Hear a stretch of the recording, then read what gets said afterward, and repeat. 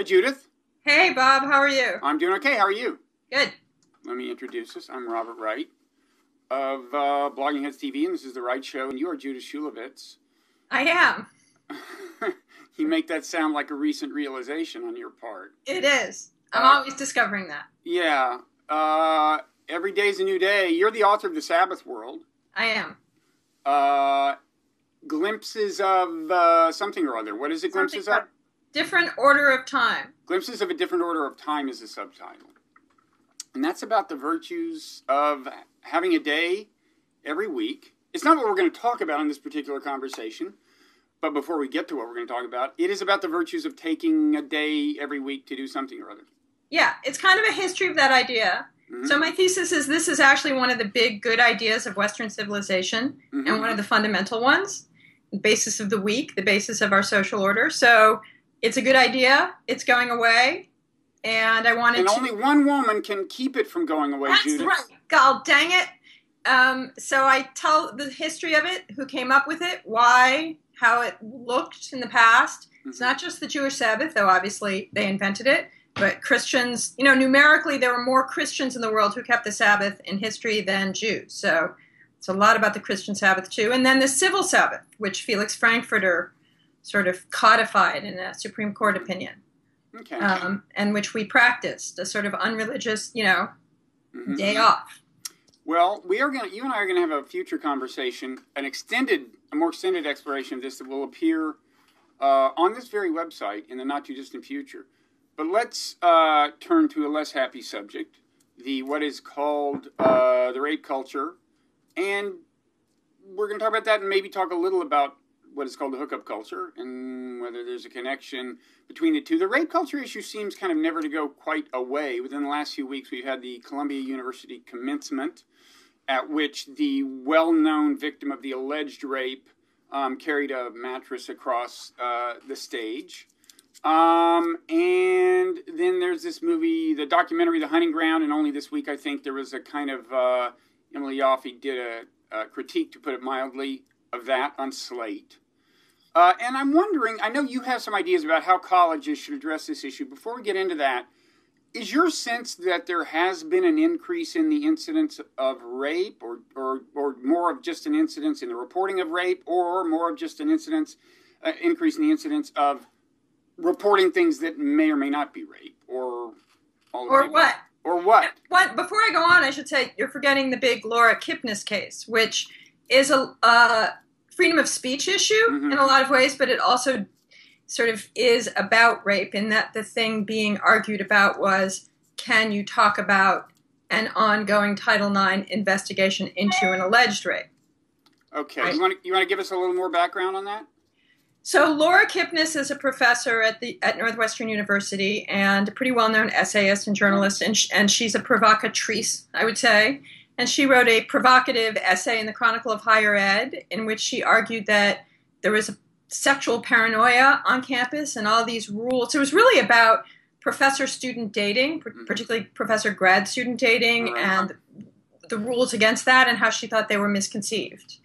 Now, this is something that's actually an issue that's been sort of litigated and settled a long time ago, so it was kind of funny to hear her take it up, although she had some points to make, I thought. In the course of this, she referred to an ongoing Title IX. I don't know if it's still ongoing as an investigation. There was a Title IX complaint. Then the professor was lodged against, actually sued the students who filed the complaints for defamation. His lawsuits were dismissed. One of the students referred to in her piece, not by name, was upset and filed a Title IX complaint against Laura Kipnis for discussing the case in her piece. And then another student who had no relationship whatsoever to the case, but just wanted to support the other student, filed one too. And then eventually, for complicated reasons, they wound up filing one against the head of the faculty senate. Well, just to explain quickly, it was because he had helped Laura Kipnis represent herself before the Title IX investigators, and then had actually spoken of his alarm about the idea that there was a Title IX investigation into someone for writing an essay before the faculty senate. So he was hit with a Title IX complaint, and the president of the university was hit with a Title IX complaint for publishing an op-ed in the Wall Street Journal defending free speech on campus. So this gets into something else you've written about. I mean, you've written about the rape issue, but you've also written about these the speech code issue. Yes. You've written skeptically about the constraints, the kind of tightness of some prevailing speech code. So in this case, the students, was this in effect an allegation of sexual harassment? In other words, they were invoking the idea of a hostile environment, right? That this professor, by writing something that was, I guess, approving of professor-student relationships, more or less, was creating a hostile environment, and that's the same rubric that sexual harassment cases come under, right? Correct. So, well, on the one, she was actually charged with retaliation, which is something forbidden under Title IX. In other words, someone brings a complaint, no retaliatory action against them can be taken for bringing that complaint. So the formal complaint against Kipnis was retaliation. Mm-hmm. I don't really know. I don't know enough about the one against the faculty senate president or the president of the university to know what that actual charge was. Mm-hmm. But yeah, this all comes under the general rubric of hostile environment. So this was a case in which the question had to be asked, can an essay, right, a classic expression of free speech published off campus, be considered an act that contributes to a hostile environment? And even I would probably say no to that, and we know you would. Right. That's easy. But it's interesting because another issue there is kind of changing mores. Changing this whole student-professor thing. I mean, it used to be pretty common for professors to have not entirely concealed relationships with students. I mean, my wife had a friend at Smith, of kind of our generation, and a professor, so the teaching assistant had given her a B on the paper, mm-hmm. and the professor scratched out the B and wrote A and wrote, "Let's have dinner." Okay, so yeah. so this is like what, 35 years ago, but in that environment, he felt safe leaving a documentary record of this de facto proposition, and that was just another world. So and one question with rape is that part of the story, that things that used to be acceptable behavior on the part of males are now considered sexual assault? Is that a lot of what's going on, or what? Okay, well, you're mixing up a whole bunch of things there. So actually, what I'm doing is a masterful transition. But go ahead, impede my transition. I will. I mean, because there's two different things, right? What Laura Kipnis was, you could say railing against, because she likes to kind of rant entertainingly, mm-hmm. Was the rules forbidding any professor and any graduate student to date, because there's an insurmountable, differential of power. Inequality of power, right. And that's how far we've come. I mean, that's kind of my point. That's how far we have come. Right. I mean, a professor dating a graduate student would have raised virtually no eyebrows 30 Right. So, like, a professor could be a year or two older than a graduate student, right? A professor could be someone who got his PhD or her PhD early, and the graduate student could be older than the professor. I mean, this differential of power is in those circumstances can be pretty minor, unless the professor has the power to grade the student, in which that's a different situation, right? If the professor's in their department, I mean, if the professor's not even in their department, that's one thing. But if the professor has any actual power over the career, I do think that's quite another. Yeah, I agree. I think it is an issue. And I think, I go back and forth, but I think basically it's okay to ban those. But I don't think it's okay to ban, an English professor dating an engineering graduate student. That's just, unless he's taken an English class. That seems a reasonable distinction offhand, yeah. Yeah. But but it has gotten to that. Now, I don't know exactly how far it's gotten at Northwestern. I haven't read their codes. I don't know. It is like that on some campuses.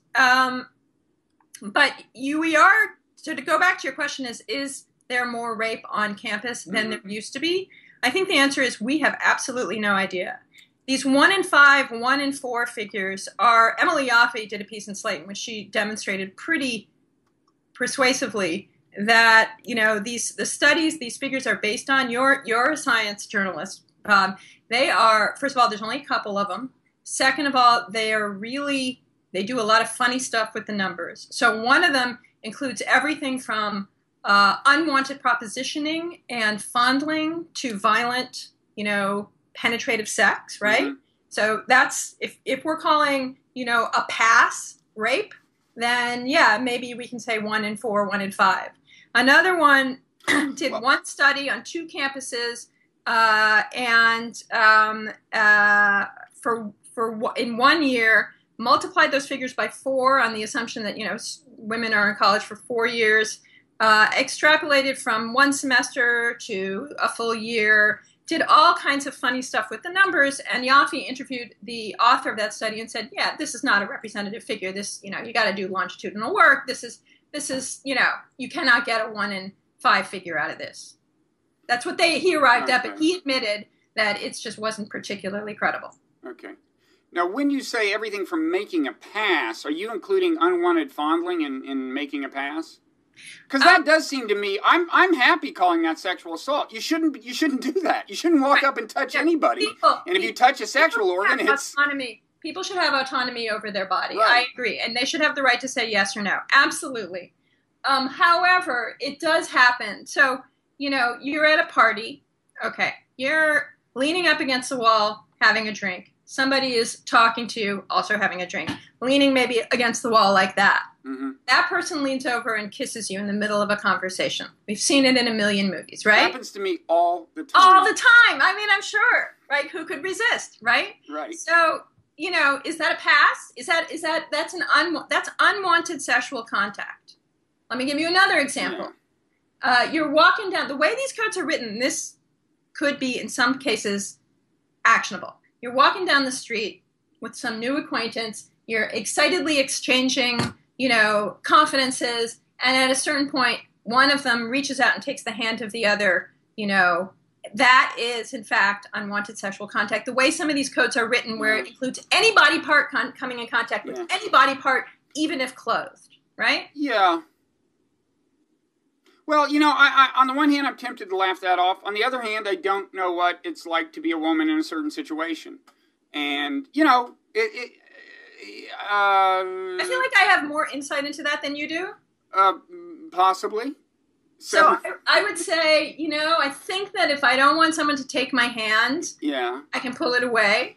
Yeah, but you're a particular woman, and you've been in the situations you've been in. Say, hey, stop that, and walk away. Yeah.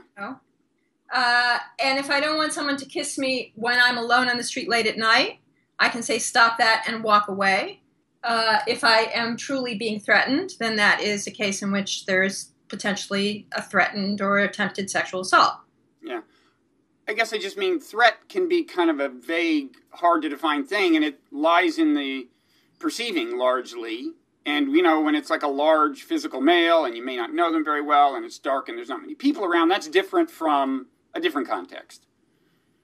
Right? But if he only kisses you, or even if he touches you, not necessarily in a private part, well, is that, I mean, yes, it's threatening in the sense that you don't know where it's going. Yeah. Is that itself something to take someone to jail for, to put someone in jail for? Yeah. Now, this is an interesting question. Because, we've kind of looked at it in this binary way, and that's what we're talking about. What can be called sexual assault, which is illegal. And, of course, if it's something that is being adjudicated in the courts, it, by definition, is alleged to be illegal. But one thing I've started wondering is whether universities should have the right to, discipline students. I mean, they probably do, right? The right to discipline students for things that are not technically illegal. I mean, it seems to me this could be a possible compromise, because right now it seems to me the way rape is handled is the universities are often dealing with it, and you've written about this, and we can get into why they do it and why I think you think it's not a good idea for them to be the primary adjudicatory venue. But, and the question they ask is, well, was it a rape? Was it sexual assault? Was it something illegal? Now, if you're going to ask that question, it does seem to me you're obliged to use the kind of reasonable doubt standard. And as you pointed out, the Department of Education encourages them to use a lesser standard, right? A much lesser standard, because there's an intermediate standard which many universities used between reasonable doubt and what they use, which is called preponderance of the evidence, which is more likely than not, or 51% chance of the accusation being true.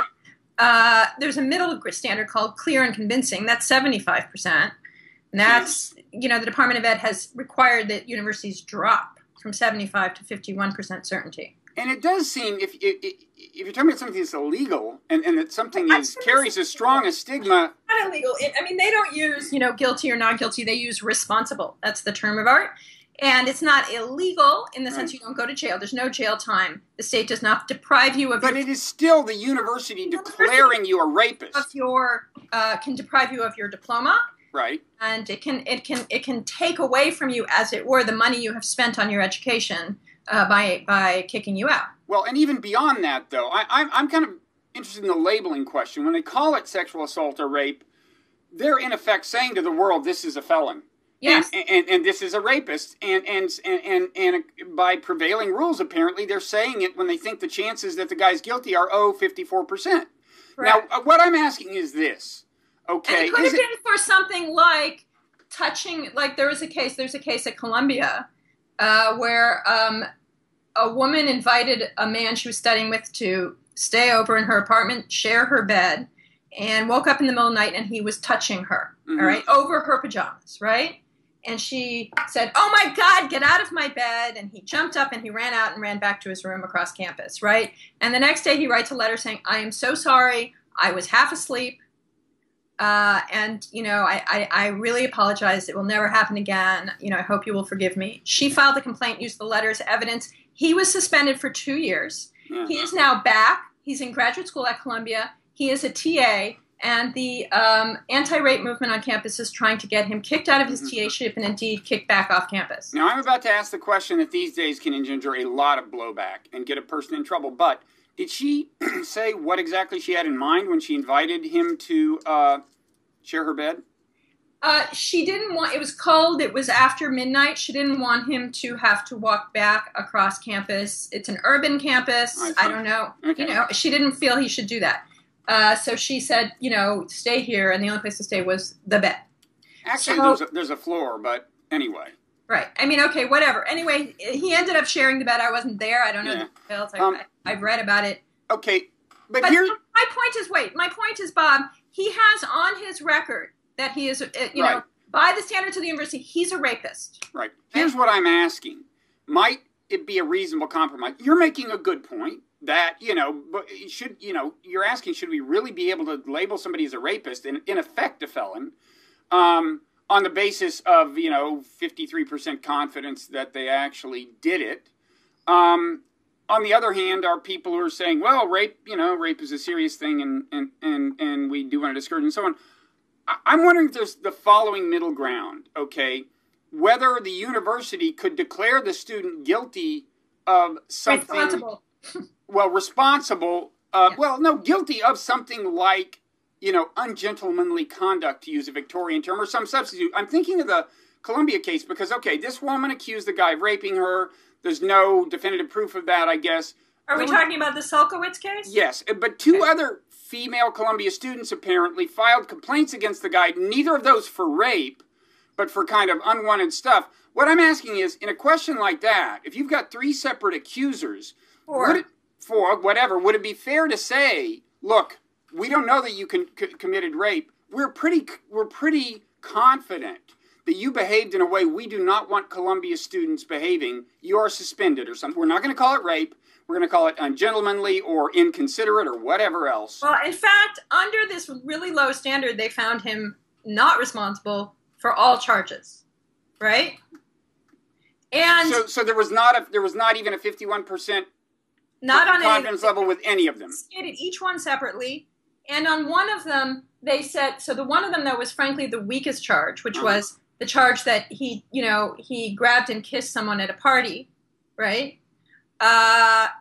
That, which was the charge, that he was found responsible. He appealed. He was, okay. He appealed, And on appeal, he was found not responsible. Found that he didn't do it. It was found that the evidence was more convincing than not that he didn't do it. Okay, let me ask you just in theory. Mm-hmm. Suppose a guy was a serial doer of that. Right. And they knew that, like, he's done this with 3 different women. Right. If I'm running a university, I'd feel perfectly comfortable kicking him out of the university. I really would. Uh-huh. I wouldn't call it rape. I wouldn't call it anything illegal. I'd call it behavior unworthy of my damn university. Now, right. shouldn't they have the right to do that? They should, but that's not what they're doing, and they're not doing that. I know, and I'm asking, isn't this... It requires them to label it sexual misconduct of some kind, whether they say harassment or assault or whatever. Right. It's a sexual misdeed. And the reason it has to be sexual is in order to fall under the auspices of Title IX, it has to contribute to an act of discrimination against a gender. But why does it have to fall under Title IX? It does if the Department of Education wants to impose it on universities. I understand that. But what if universities, what if universities just want to take it upon themselves to create a separate category of offense that's not alleged to be criminal or anything else? Couldn't they do that? Yeah, I mean, I guess they could, but where do you stop at that point? If you start policing, you stop where you stop. There's always a where do you stop question in this realm. 1 foot on the ground rule? Should we go back to parietal rules? I mean... Wait, you tell me. So you think it's fine. So, Judith, you think it's fine for a guy to walk around just grabbing women and kissing them on the lips? That's like... It would be too puritanical of me to say, no, I'm kicking them out of the university if they do that like 10 times? That's not a reasonable place to draw the line?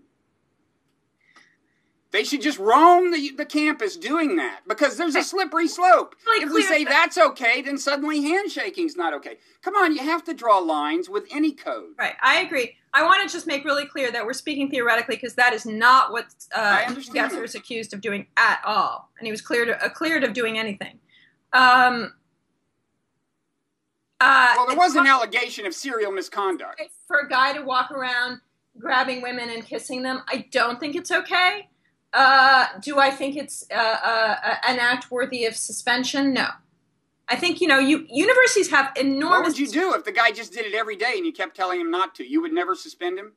I guess you could give him a warning, then suspend him, yeah. I guess you could create a category of just general harassment. I mean, that's essentially harassment, right?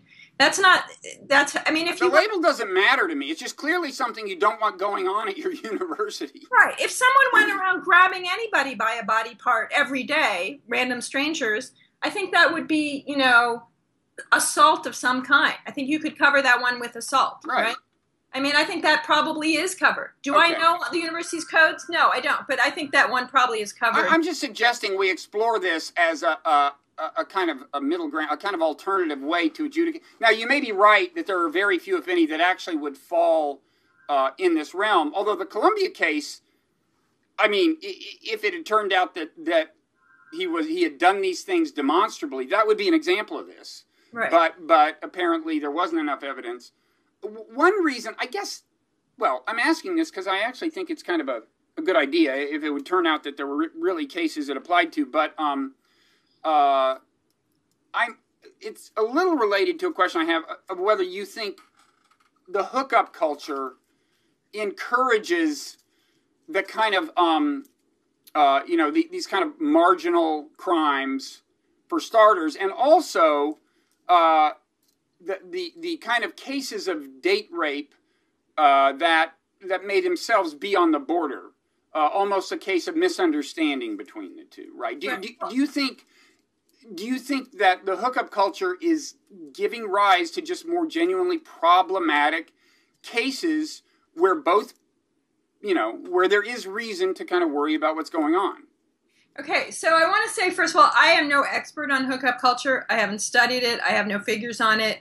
I have 100% anecdotal evidence, about it, from teaching on campus, from living essentially on a campus, from reading a bunch of lawsuits that were filed against universities as a result of some of these cases. So that's my window onto the world. No hard data. So that's number one. Is there such a thing as a hookup culture? That's always being disputed. I would say, I've certainly heard a lot of stories that make me think that it exists in some part, and then there's probably lots and lots and lots of kids who date and have serious relationships and don't participate in this kind of random free-floating sexual interaction, right? Do I think it gives rise to these complicated situations? I don't want to be. I'm going to be accused of blaming the victim if I just simply say yes, and I don't want to simply say yes. I will say that I think the rules of sexual interaction are unbelievably confusing right now. Nobody knows what they are on either side, really. And I think that there's a lot of there's a big mismatch of expectations that can happen when there's so much confusion about what's a hookup, what's a relationship, what does sex mean, how does it proceed, what's insensitive, what's brutal. You know what I mean? I think there's just a lot of confusion. So do I think that brutality should be tolerated? Absolutely not. Do I think that there's just a lot of ambiguous stuff going on, and one way to police it is to get the university to police it? Maybe. I mean, maybe this is why there's such a call for really heavy-handed administrative, institutional intervention, is because we don't have norms and even sort of scripts for what's supposed to happen anymore. And I'm not saying I want to go back to the days, you know, when we played first base, second base, whatever, and we had all these like unwritten rules. But I do think that people just don't know where the lines are drawn, and they want somebody to draw them. Yeah, I also think I don't know that it's the hookup culture, to the extent that it exists, is really generating a lot of happiness, so far as I can tell. I suspect that that's particularly true of females, and I have some anecdotal evidence, but I think it's even true of males to some extent. I don't think it's a very gratifying thing in the end. Yeah, I mean, I've certainly talked to young men for whom that's true, you know, or who say that's true. And that they don't want to they feel pressured to have sex on the first date as much as the girls do. And they feel like, you know, so this is just somebody I talked to who said, you know, he had an experience where he didn't know what to do on the first date. He didn't really want to pursue it because he actually really liked the girl, and he didn't want to turn something good into something casual, right? Mm-hmm. And then she never wanted to see him again, and a friend told him it was because she thought he was, you know, he wasn't attracted to her, and because if he had been, he would have come on to her, right? She felt like he didn't make her feel attractive. So I mean, there used to be intermediate expressions of affection between not touching a person and having sex. Right. Do those no longer exist? I don't know. I mean, I think that nobody knows. I think nobody knows how to behave. I think you get kids coming right out of high school, and they don't know how to behave. And one reason people drink, and one reason the drinking problem is so intractable, is because it's so confusing. It's so anxiety-producing. It would be under any circumstance, and I just think it may be more now, that, you know, I would want to get completely wasted before I touched anyone in these circumstances. It's really scary. It's really scary. I'm not saying it's a defense against, you know, date rape that involves getting a girl drunk and raping her. That's just horrific. Intentional acts like that should be punished. But, you know, I do think you have situations where, like, two people go out drinking. You know, another thing about, I mean, if we're going to talk about drinking, that's a whole other subject. There's a lot there that's, you know, the way that campuses are now handling drunk on drunk hookups is really problematic. Yeah, it's a you mean problematic in the sense that the guy is deemed responsible for his drunken behavior and the girl is not, or what? Correct. I mean, so there's two things. One is a man and a woman can be equally drunk. Yeah. And she is deemed incapable of giving consent. And he is deemed incapable, and I mean, he is deemed responsible whether or not he was capable of judging whether or not she was capable of giving consent. Hmm. And I think a lot of these cases that I've read about involve blackouts, right? And one thing that people don't realize, I've done a little research into this and talked to a few, actually I recently had lunch with a lawyer, a criminal defense lawyer, and was talking about this. And she said people do not realize, she recently defended someone who was accused of rape for what looked like a consensual encounter, but she blacked out and didn't remember, and so charged him with rape. And she said one thing she did, she actually had an expert witness testify to talk about the fact that even if you later black out, mm-hmm. you are capable of behaving in such a way that is not necessarily clear that you're that drunk. Because one thing that alcohol apparently does is sort of make it harder to lay down memory tracks, but you can, at the time that you're that drunk, be, oh, sure, and talking. You know what I mean? Oh, people do things they don't remember, for sure. Yeah, but that doesn't mean they're falling down drunk and vomiting. It just means they're really drunk, and right. They could be upright, and he could be upright, and they could both be upright, and they're both really drunk, and his judgment isn't all that keen, right? And her judgment isn't all that keen, and maybe they do stuff they wouldn't do otherwise, but is that rape? But the asymmetry you're talking about, in a way, has analogs in kind of non-sexual crimes. I mean, if you are drunk and have your pocket picked, that's no excuse for the pickpocket. They still go to jail. And if the pickpocket is drunk when they pick your pocket, that's no excuse for the pickpocket. So in that sense, if a driver is drunk, right, and hits a drunk pedestrian, that's no excuse. Right? Exactly. And in that sense, the way they're applying an established principle to the question of rape in that sense. Right. Unless you want to be so symmetrical about it, and I guess people would these days, is to say, well, but who's to say which one was raped if both of them were totally drunk? And then maybe the answer is the one who complains about it. That's in retrospect the one who was raped. I guess that's what the current prevailing way of looking at this is. Right. But what I would say is it's not that clear that she can't give consent, meaningful consent, even if afterwards she can't remember it. It's actually not that clear that she can't simply say yes. It's not clear that the circumstance. It's a very complicated situation, Well, there's also just contract while you're drunk, right? But you're not falling down drunk, right? But you sign the contract. Is the contract void because you were drunk? But there's also the fact that the question of do you want to have sex with someone just looks different when you're sober than when you're drunk. Right. It looks like that for men, too. It's just that they're less likely to regret it afterwards. Maybe, yeah. No, I mean, it really does. Yeah. I think it's more like, I don't think it should be, and first of all, we're not dealing with, right? We're not supposed to be dealing with criminal law here, right? We're dealing with something that's sort of modeled on civil law. But second of all, I think it's more like signing the contract than it is like, giving consent to have your pocket picked.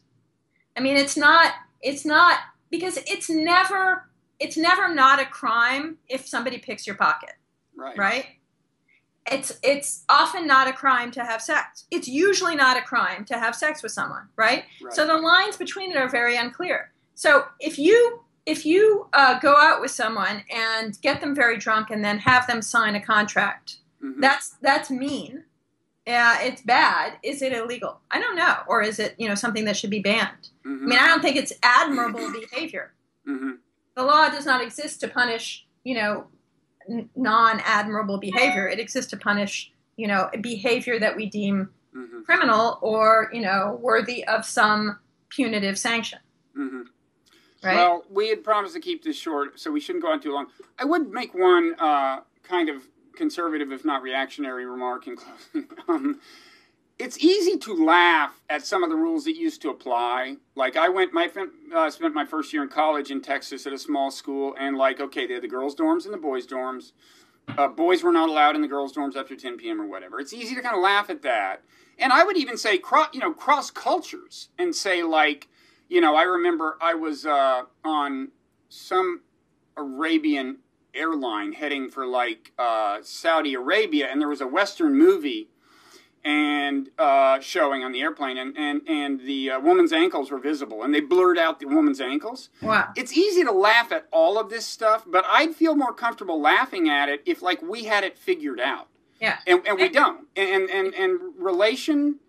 sexual relations are very complicated and psychologically complicated. And I actually think apparently a lot more psychological damage is being done to, or significantly more, is being done to students in the realm of sexual interaction now than it was back when they had girls' dorms and boys' dorms. I'm not calling for return to that. Right. I'm calling for a little, just less kind of cultural judgmentalism in a certain sense. It's like, I'm not aware of a culture that's really figured this mess out. And or kind of kept it under control without extremely severe constraints that I would not want to live under. But anyway, what do you have to say in closing? That's my reactionary remark. I agree with you that we have not got it figured out, and there's something not quite working about the way that we have organized, casual sexual encounters, casual romantic encounters, with this pressure to have sex. And I think that there's a lot of bad feelings on both sides, which end up creating an atmosphere in which people want heavy-handed institutional intervention. And what's dangerous about that is that it's the first step to government intervention, to me. So you get people who say it's okay to break a few eggs if we're going to change social mores, right? You can throw a few kids out of college on the basis of, preponderance of evidence, fairly slight evidence, because that way boys know they have to be careful. Mm-hmm. And I think that's a really dangerous precedent, because the students who come out of that environment are going to go on, and some of them are going to go into the law, and they're going to bring the same attitude into their views on law. And I think we're going to see, some real problems with due process for the accused if the cause is deemed to be liberal and just down the line. And we may already be seeing. Although you could argue that if the university handles it, then the courts don't have to. It's an alternative to the government getting involved. No, I'm saying later. I know you're saying later, but I'm saying this could actually, in principle, lessen the pressure for the government to get involved because it's being handled at the university level, in theory. But we're training, let's face it. Well, if you assume that they're going to carry these values through law school. They're going to carry these values with him. And moreover, my argument about whether the university should be adjudicating it is just that, in fact, there's more rape outside of, the walls of the quad than there is inside it. Mm. And if you happen not to be middle class and be able to afford college, you're stuck with this, what's deemed to be unacceptable criminal justice system, and the universities aren't spending any money or mind share on fixing that, which just seems crazy. So, okay. I'm graciously giving you the last word. The last word. We haven't talked about Title IX, right?